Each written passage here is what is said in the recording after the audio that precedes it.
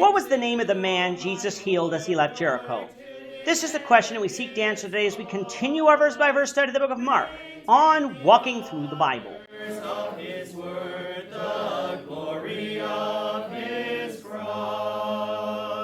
If you have a Bible with you, turn to Mark chapter 10. We're going to be reading from verses 46 to 52. If you don't have a Bible, don't worry. Just follow along with us on the screen. The version that we'll be reading from is the New King James Version. So, Mark chapter 10, beginning at verse 46. Now they came to Jericho, and when he went out of Jericho, with his disciples and a great multitude, blind Bartimaeus, the son of Timaeus, sat by the road begging. And when he heard that it was Jesus of Nazareth, he began to cry out and say, Jesus, son of David, have mercy on me. Then many warned him to be quiet, but he cried out all the more, Son of David, have mercy on me. So Jesus stood still and commanded him to be called. Then they called the blind man, saying to him, Be of good cheer, rise, he is calling you. And throwing aside his garment, he rose and came to Jesus. So Jesus answered and said to him, What do you want me to do for you? The blind man said to him, Rabboni, that I may receive my sight. Then Jesus said to him, Go your way, your faith has made you well. And immediately he received his sight and followed Jesus on the road.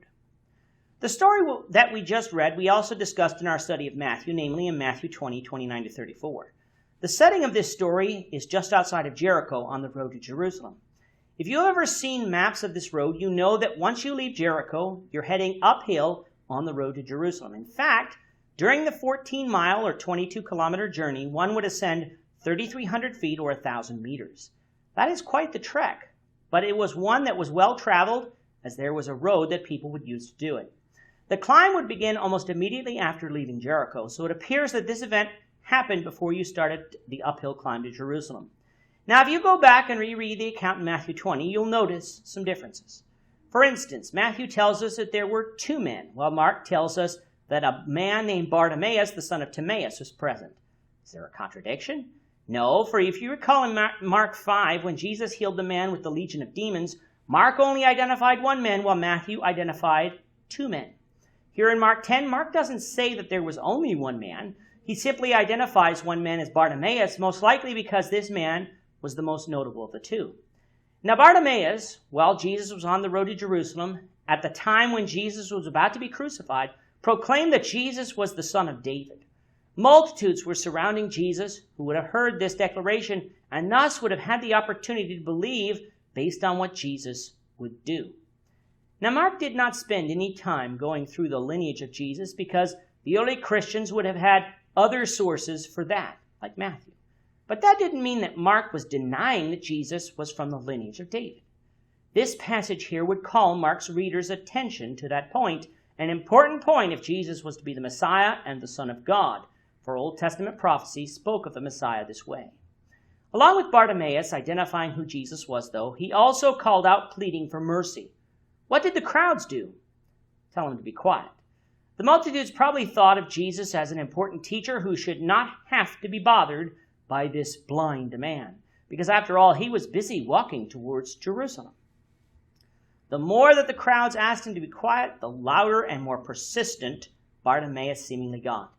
I have seen this happen when parents try to quiet their children. Instead of modeling quiet behavior for their children, they loudly tell them to quiet down, meaning that not only are the parents being more disruptive than the children, but it usually doesn't work, for the children just get louder. It didn't work here either, as Bartimaeus continued to cry out. Jesus then stopped and asked him what he wanted Jesus to do. As I have said in other episodes, I don't believe that Jesus was in the dark as to what this man wanted, but he wanted Bartimaeus to express his faith and his desires just like God requires of us in prayer. He requested that Jesus grant to him his sight. To make such a request, you have to have faith in the ability of the one you're asking, and since he believed in Jesus as the Messiah, he did have faith that Jesus could restore his sight. Jesus obviously had compassion on this man, for he said to the man, Go his way, for his faith had made him whole. We don't always read of faith being a prerequisite of healing, but in this case it was, for if the man hadn't called out for Jesus, Jesus wasn't going to stop and heal him. Jesus was busy on the road to Jerusalem, but that didn't mean he was too busy to stop and have compassion on someone else. Once his eyesight was restored, which was immediate, Bartimaeus got up and followed Jesus. It shows us yet again of the faith this man had. He didn't believe in Jesus in order to get a miracle performed on him. He truly did have faith in that once Jesus restored his sight, he got up and followed him. With that, our time is up for today, Lord willing. We hope you'll join us for tomorrow's discussion of Mark chapter 11, verses 1 to 11, as we continue our walk through the Bible, one verse at a time. Thank you for watching today's episode. We hope that you found it edifying and ask that you not only subscribe to our channel and podcast, but that you like and share this episode among your friends so that the saving gospel of Jesus Christ can go out to the whole world.